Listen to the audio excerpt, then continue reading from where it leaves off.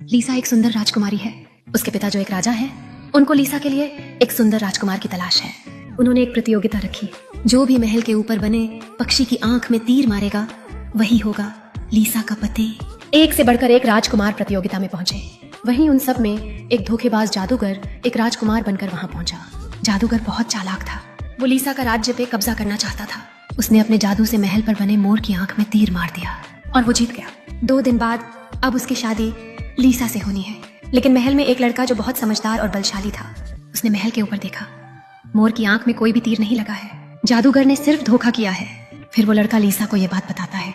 अब दोनों मिलकर जादूगर को पकड़ने का प्लान बनाते हैं। जादूगर असल में एक भयानक राक्षस है जो राजकुमार का भेष बदल कर रह रहा है। राजकुमारी लीसा और उसका दोस्त मोहन दोनों उसका पीछा करते हैं। जादूगर गुफा में भूतनाथ की भक्ति कर रहा था।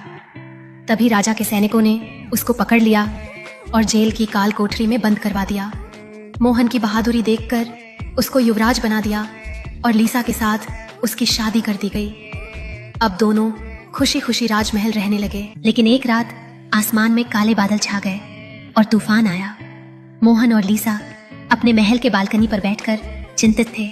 जैसे ही उन्होंने आसमान में चमकते बिजली के बीच एक अंधेरे आकृति को देखा, वो आकृति धीरे धीरे उनके महल की ओर बढ़ी।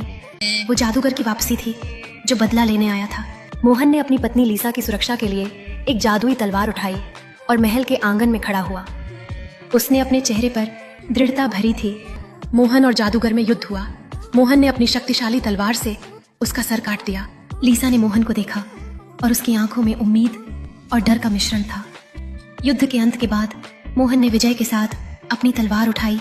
जादूगर की अस्तित्वहीनता उनकी लड़ाई की तीव्रता को दर्शाती थी।